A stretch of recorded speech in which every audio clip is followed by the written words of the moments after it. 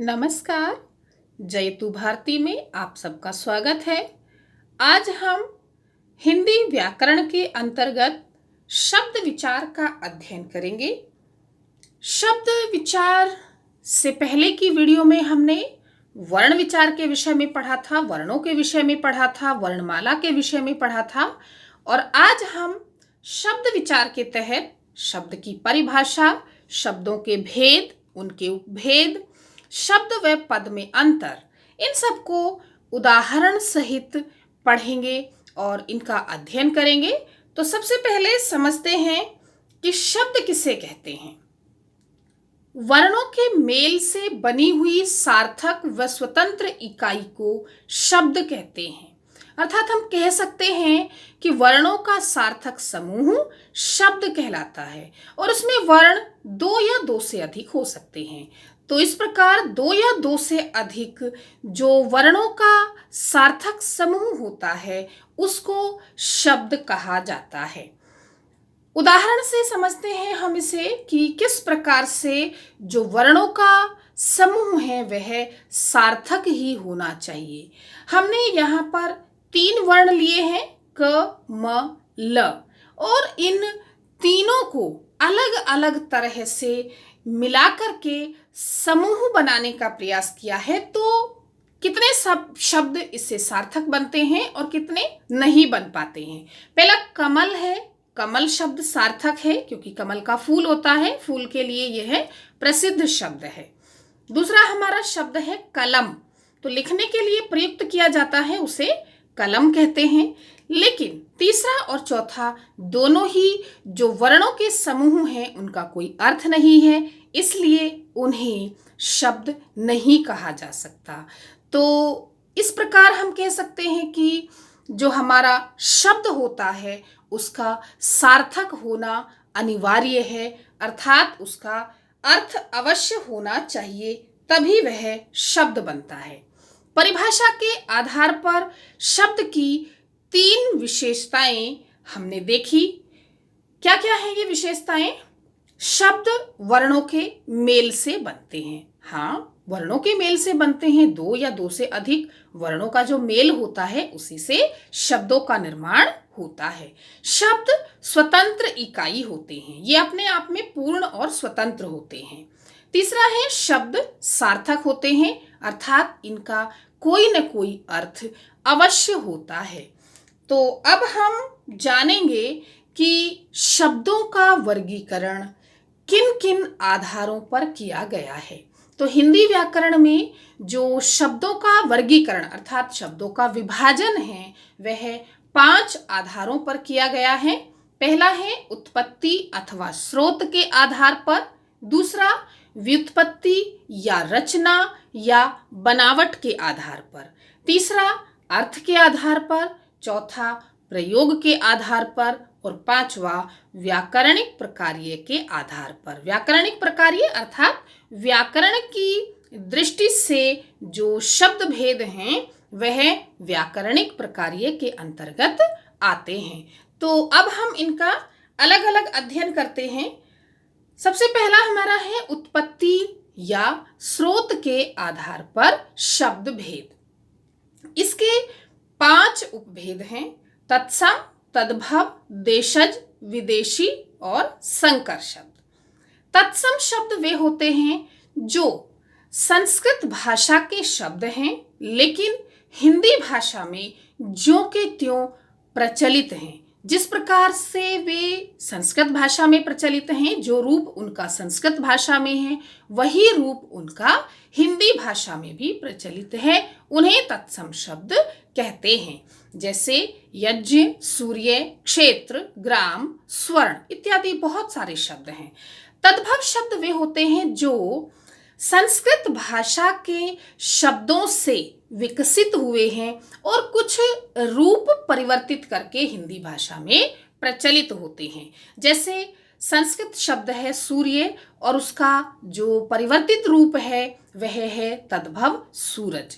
उसी प्रकार क्षेत्र का तद्भव रूप हो जाता है खेत, ग्राम का तद्भव रूप हो जाता है गांव। तो संस्कृत शब्दों का परिवर्तित रूप जो हिंदी भाषा में प्रचलित है उन्हें तद्भव शब्द कहते हैं। तीसरा हमारा है देशज शब्द। देशज शब्द वे होते हैं जो आंचलिक बोली या क्षेत्रीय भाषा के शब्द होते हैं और हिंदी भाषा में प्रचलित हैं। विदेशी शब्द वे हैं जो विदेशों की अन्य भाषाओं के शब्द हमारी हिंदी में प्रचलित हैं और हमारी हिंदी भाषा में अनेक भाषाओं के शब्द मिलते हैं, जैसे अंग्रेजी, उर्दू, फारसी, चीनी। तो ये सभी शब्द विदेशी शब्द कहे जाते हैं। पांचवा है संकर शब्द। संकर शब्द वे होते हैं जो दो अलग अलग भाषाओं से मिलकर बने शब्द होते हैं, उन्हें संकर शब्द कहते हैं। जैसे टिकट घर, टिकट शब्द अंग्रेजी का है और घर शब्द हिंदी का है। तो ये दो अलग अलग भाषाओं के शब्द हैं, लेकिन दोनों ने मिलकर एक शब्द बनाया हुआ है, इसलिए इन्हें संकर शब्द कहते हैं। व्युत्पत्ति या रचना या बनावट के आधार पर शब्द के तीन उपभेद हैं, रूढ़, यौगिक और योग रूढ़। रूढ़ शब्द वे होते हैं जो किसी वस्तु विशेष के लिए प्रसिद्ध हो गए हैं, वे उसी के लिए प्रयुक्त हैं और किसी भी वस्तु के लिए उनका प्रयोग नहीं किया जा सकता।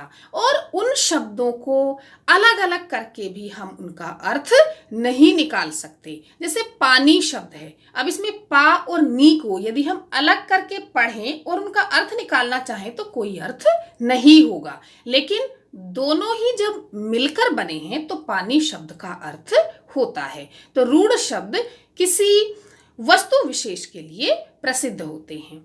यौगिक शब्द वे होते हैं जो दो रूढ़ शब्दों से मिलकर के बने होते हैं, उन्हें यौगिक शब्द कहते हैं। और इन दो या दो से अधिक शब्दों का अलग अलग अर्थ होता है, तो इन्हें हम अलग अलग भी पढ़ सकते हैं और इनका अलग अलग अर्थ होता है। जैसे राष्ट्रपिता, तो इसे हम यदि अलग करके पढ़ें तो राष्ट्र शब्द अलग है और पिता शब्द अलग है।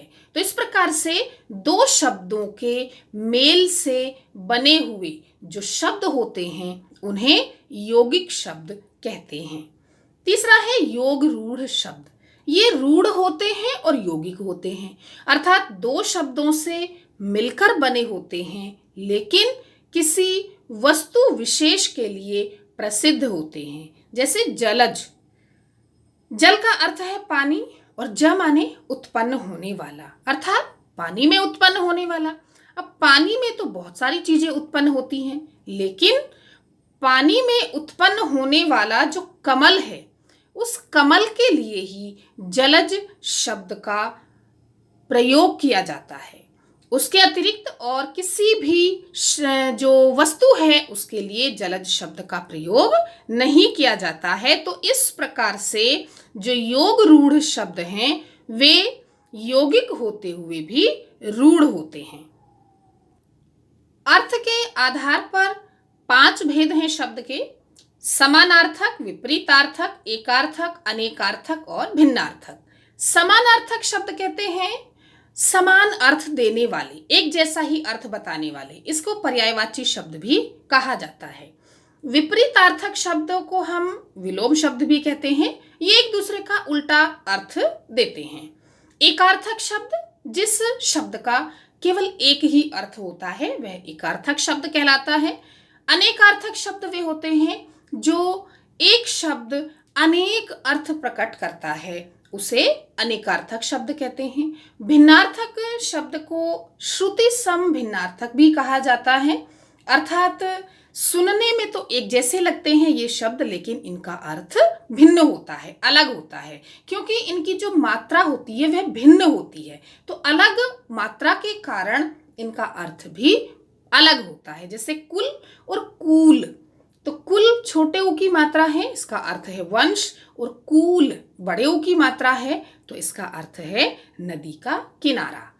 तो इस प्रकार से जो भिन्नार्थक शब्द होते हैं वे मात्रा भिन्न होते ही उनका अर्थ भी बदल जाता है। अब है प्रयोग के आधार पर शब्द भेद, जो कि 2 प्रकार के होते हैं, सामान्य शब्द और तकनीकी शब्द। सामान्य शब्द वे होते हैं जो सामान्य बोलचाल और व्यवहार की भाषा में प्रयोग किए जाते हैं, और तकनीकी शब्द वे होते हैं जो किसी विषय या प्रौद्योगिकी या व्यवसाय या विज्ञान में प्रयुक्त किए जाते हैं, उन्हें तकनीकी शब्द कहा जाता है। इसके बाद है व्याकरणिक प्रकार्य के आधार पर शब्द भेद। इसके दो भेद हैं, विकारी और अविकारी। विकारी से तात्पर्य है जिनमें विकार होता है, अर्थात जिनमें परिवर्तन होता है, और अविकारी से तात्पर्य है जिनमें विकार नहीं होता है, अर्थात जिनमें कोई परिवर्तन नहीं होता है। ये जिस रूप में है उसी रूप में हमेशा प्रयुक्त होते हैं। तो विकारी शब्द के जो उपभेद हैं वो चार हैं, संज्ञा, सर्वनाम, विशेषण और क्रिया।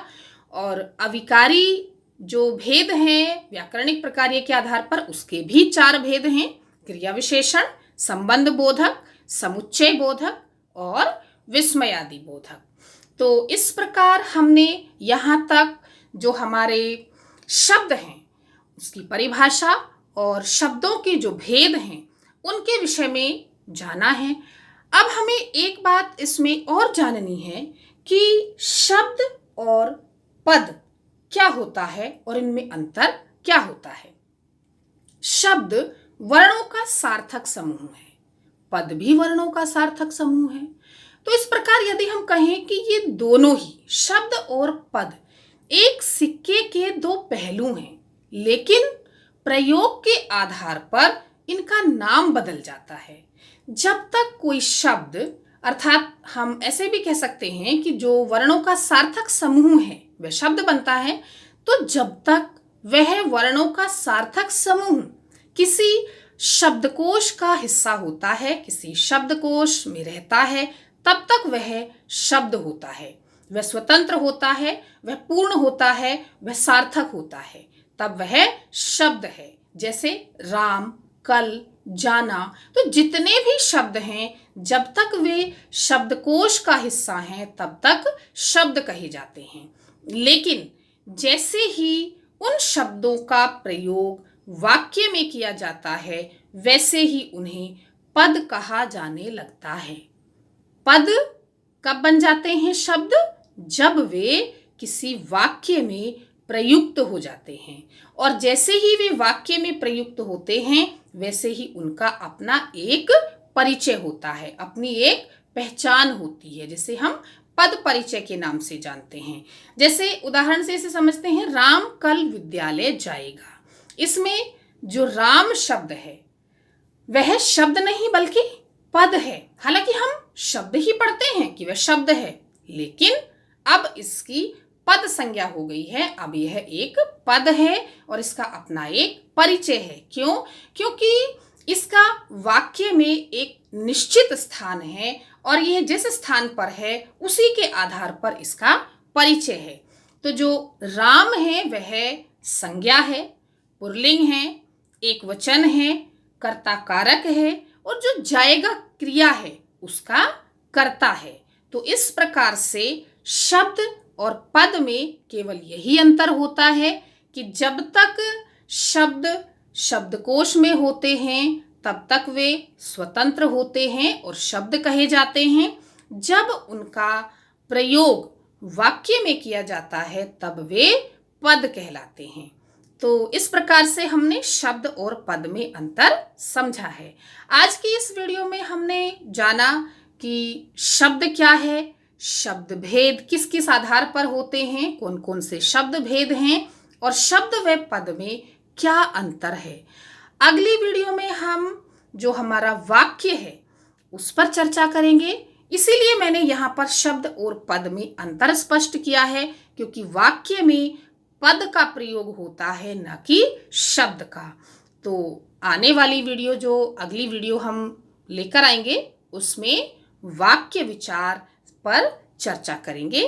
धन्यवाद।